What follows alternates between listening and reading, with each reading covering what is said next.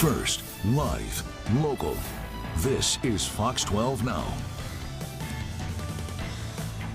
Hello, everyone. Welcome back to Fox 12 Now. Thank you for being here. You know, this time of year is so important. Well, really any time of year, but certainly now as well for blood donations. And there are reasons that they need to be stocked up, reserves for the coming season.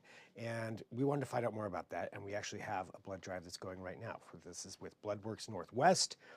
And on April 2nd, we've got a very big day there where we're going to encourage everybody to come out and join us in donating blood. But really, anytime you can do it is a good time. And we wanted to just dig into that a little bit more, find out why, and actually speak to somebody who this directly affects, and that is the doctor, Dr. Douville from Providence, who we spoke to. He's a surgeon, and he explains, you know, what it can mean for someone who is in need of a blood transfusion, and how much this can help. And I think he best explains this, so why don't we just go ahead and go right into that. Doctor, thanks for being here with us. I appreciate your time. And, you know, it's just so important to talk to people and professionals from many different angles about how important it is for donations, for blood donations.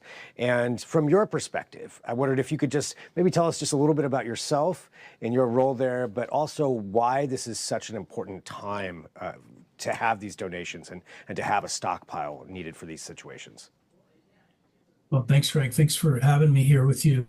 You know, I got to practice as a surgeon in Portland from 1991 to 2016. And I was a chest surgeon at heart and lung surgery primarily. And I can't overstate the impact of blood on the community and the ability to give people blood. There was no way to do what we did and take care of people without that. Currently, I serve as chief of surgery at St. Vincent, and right down the hall from me is the cardiac intensive care unit. And every day we are giving people blood because people have chosen to donate and give what is literally a gift of life. We're pretty conservative now with transfusion and who gets it. We have really good guidelines on that. But there's no way to take care of people in this community the way that we do without the generous gift of blood from people in the community that we serve.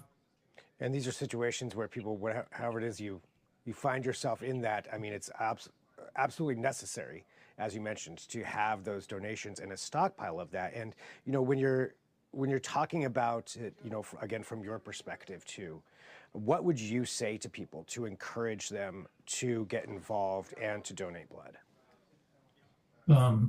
Well, the obvious one is any of us can need it any day, that we don't expect it. When I was in practice, occasionally someone would bleed a lot and need a lot of blood. But that single unit of blood, as opposed to when you read the heroic donation of a kidney and you look at public health impact, I'm always inspired and so impressed about living-related donation, the progress we've made. But that donation of blood, which will probably take about an hour of somebody's time, changes a life oftentimes. And many people walk out of the hospital because they had the opportunity to get blood. And then, of course, now as we get out of the rain and head toward really great weather, that comes with the sun and the outdoors and the parts we in Oregon in particular love, but also comes with accidents and more trouble on the roads and elsewhere, where blood becomes all the more important for our families and our friends and everybody that we live with to make sure that they can get care. And so with this time of year, just to reiterate that and understand that, so this time of year, or what we're heading into, you tend to see more incidents, accidents, whatever it may be, where people are coming into the hospital and needing those blood infusions, donations, whatever it may be. Yeah, that's true. The 100 deadliest days, that term comes from that period between the holidays, right? Between Memorial Day and Labor Day, where there are more people on the roads. And of course, as a result, more accidents. And so a third of the blood is used during that time period. So it's a little bit higher. Donations are usually a little lower as we're in the winter. We have these cold, rainy days. More people are sick with the flu, so it's harder to donate. So when an opportunity comes out to donate somewhere and you hear about it, if there's a way for folks to get there, I promise you it's treated with great reverence. Blood is a scarce resource that's given only when we have to, but when we need it, we really need it. And the banks are usually down a little bit as we head toward this season, toward the tail end of winter, beginning of spring. And so it's a great time over the next month or two to really try to replenish for the upcoming months. What do you think one of the biggest misconceptions is that people have about donating blood, and how would you encourage them to overcome whatever those obstacles might be? Some of it might be time. Some of it is just people don't like needles. I don't blame them. I don't like them either. I've donated blood. And almost all of us can do it. There are a few medications that would preclude your ability to do it. Otherwise, it's fine. Usually get a cookie out of it at the end or something like that. But it's pretty painless. The staff is great. They're glad to see you. And that's probably a lot of it. And probably some convenience, right? But we're doing something really good for each other when we do something like that. And certainly for me and the nurses I worked with and my fellow physicians, there's nothing but gratitude for people who've taken the time to do that because we know it's all voluntary. And so I think, and maybe it's the first time for many people, maybe they've never done it.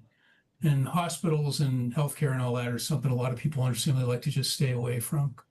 But I think remembering it's all of us as we look at each other in the community and our families that benefit from that and set us up to live our best lives. So really generous gift for anybody who's inspired. I'd encourage them to do it, just as you are by talking about this. Well, Doctor, thank you very much. I mean, you hit on so many good things there too, just very important to think about. You never know when any of us could be some of the people who need this, ourselves, let alone family, loved ones. And so being able to donate like that and to help somebody out in their time, it's simple, it's easy to do, and it's going to be convenient. We've got this donation run that's going on right now and this drive, and at the end of the day, you get a cookie. So, I mean, it's kind of good all around for a lot of reasons right there. Yeah, I love that, Greg. Nobody could say it better. That's exactly right. Doctor, thank you very much for joining us. I really appreciate your time and just all that you do. And yeah, we'll get the word out for everybody to go in and donate and help out for everybody for when you need to be using that. Fantastic. Thanks for talking to us, Greg. All right, so big thank you to Dr. Douville, and just really explaining why it's so important. And again, that April 2nd date, big day for that blood drive. And thank you everybody for joining us. This is Fox 12 Now. We live stream here out of the Fox 12 Oregon newsroom. That's what you see behind me, and we're here every weekday. And we start at 1 o'clock. We go throughout the afternoon, but we get to have a lot of different kinds of conversations and segments on here, including breaking news when that happens. But sometimes we get to speak to experts like the doctor about important issues like that we can all contribute to.